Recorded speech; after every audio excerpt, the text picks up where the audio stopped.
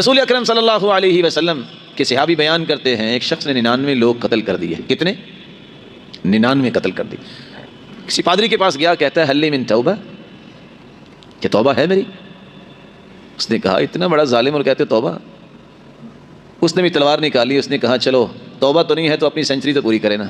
اس نے اس کی بھی گردن مار دی. پھر خوف آیا, پھر کسی پڑھے لکھے کے پاس آیا, علم والے کے پاس, کہتا ہے حل من توبہ, توبہ ہے؟ کہا توبہ ہے, اللہ کی رحمت بڑی وسیع ہے. یہ ہے علم کی بات, اللہ کی رحمت بڑی وسیع ہے.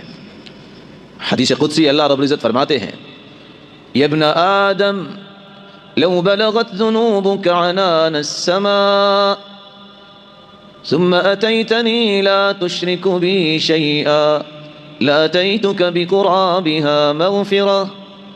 میرے بندے زمین اور آسمان کا خلا اگر تو گناہوں سے بھر کے لے آئے تو میری رحمت اتنی وسیع ہے تیرے گناہوں کو معاف نہیں کروں گا, میں نیکیاں بنا دوں گا. کہا توبہ ہے لیکن ایک شرط ہے, ائت قریۃ کذا وکذا فانہم یعبدون اللہ. اس برے ماحول کو چھوڑو, غلط لوگوں کو چھوڑو, اس بستی میں چلے جاؤ جہاں اللہ کی عبادت کرنے والے ہیں, اللہ تیری توبہ قبول کر لیں. اس نے توبہ کی, گھر سے نکلا, موت آ گئی.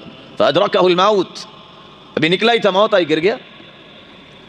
ملک الموت نے روح قبض کی. فاختصمت الملائکہ, فرشتوں کا جھگڑا ہو گیا. کچھ فرشتے کہیں جنت میں جانا چاہیے, اس نے توبہ کر لی. دوسرے فرشتے کہیں اس نے کام تو کیا کیوں نہیں, جنت میں کیسے جائے گا, اس کو جہنم میں لے کے جانا چاہیے. اللہ نے ایک اور فرشتہ بھیج دیا, جاؤ فیصلہ کرواؤ.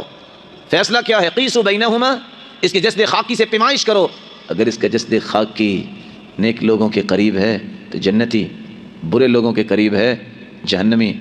جب پیمائش کی گئی فقاسوا حتی وجداہ الی ہذہ اقرب بشبر, دیکھا کہ ایک بلشت نیک لوگوں کے قریب اس کا جسد خاکی تھا, فیصلہ ہو گیا یہ جنت میں جائے گا. اس لیے میں کہا کرتا ہوں نیک لوگوں کی مجلس کی طرف ایک قدم اٹھانے سے بھی بسا اوقات اللہ جنت دے دیتے ہیں. نیک لوگوں کی مجلس سے اختیار کیا کرو, علماء کی مجالس میں بیٹھا کرو. میں نے ایک قدم کی بات تو بڑی کر دی, یہاں تو ایک بلشت کی بات ہے, ایک بلشت.